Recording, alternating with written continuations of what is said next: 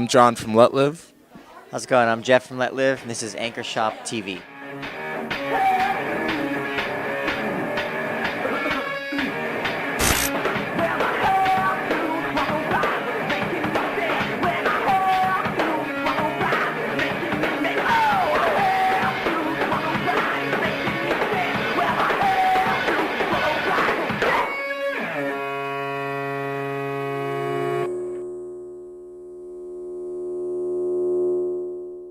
Pretty surreal. We had grown up going to Warped Tour since we were kids. Like my first one was back in 2000 when I saw Green Day take the stage for the first time. You know, you're like, when you're a kid, like 17 years old, 16 years old, maybe even younger sometimes, you go over there and you kind of dream about what it feels like to play in one of these stages or be a part of it. We've been fortunate enough to have the opportunity to play on some of the main stages actually. So to be a part of that, even, it's just, it's all surreal. It's definitely fun. Especially the response and feedback we've been getting from kids has just been phenomenal, so we're grateful.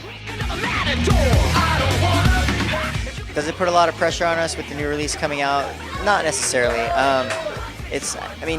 Yes, common sense just says that people are expecting, the sophomore supporting record from Fake History, and maybe it put a little pressure, but not so much. We kind of get on stage and we do what we do. We've been doing what we do for years and years. We love what we do. We get on stage and kind of give it our all at all times. We never like take the stage and say, we got to upstage our last performance. We got to upstage ourselves from last year. Or make sure that this new record destroys Fake History.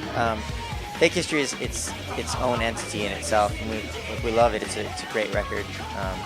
It's good to be left where it's at, per se. But no, not that much pressure. We just do what we do. For us, it's like we're such an open band. Musically, it's like we add a lot of new elements constantly. We always keep it fresh and it stays fun. That's the way for us to keep Fake History songs fun. So I don't think it ever really gets boring. It's always a new way to add new elements to it. We'll think and feel something, regardless. Any representation of anything we do, whether it's a social media to recording the record to marketing aspects of everything. We always like getting the brains to kind of move a little bit. We kept it real. It was an organic process from the recording all the way to the art. Like there's not really any graphic design on the album artwork whatsoever. All of it is photography. It's just straight photos of whether we have clothes on or if we were nude sitting in a forest somewhere, as you've probably seen. But everything from the recording to the production to the artwork of the record it's all organic, and it gets people thinking. And at the same time, it's us just being individuals and kind of expressing ourselves in the way that we wanted to, artistically, emotionally, and professionally, and all the above. So the response to Banshee, it was really exciting. I mean, it's been a long time since our last release. We toured on Fake History for 4 years, and when we released Banshee, it's like a breath of fresh air. So when we put out that song, it was like an exhilarating feeling to kind of know what the response was going to be. And now every single time we perform the song live, when we hit the stage, we almost feel so comfortable with it. Like maybe we can open with it one day, fairly soon, because the reaction to kids, like everyone knows it. Everybody's singing along. Everybody's dancing and losing their minds. I'd say it's very important. I mean, I've been going to shows since I was 7 years old, and I know it's been, of course, a very important element in what I've grown to want to do. Live performances are always awesome because the fans and friends, family, I mean anybody who's listening to your band and kind of what you're putting out gets to experience the songs in a whole new realm.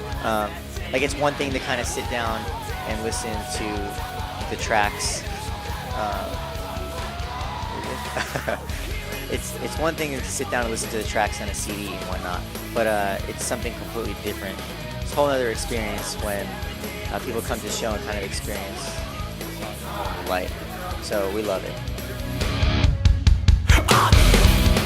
For me, I'm just gonna put it out there. I must have been about 16 years old, maybe even 15, about to play guitar, and I bought Blink-182's Dude Ranch. That was one of the first like punk records that I got. And then I got my hands on NoFX, Funk and Drublick, and that all, I was just like, dude, I gotta learn how to play songs like you guys live. So for me, I'd say it was Evil Empire by Rage Against the Machine. Probably up there. Nobody till someone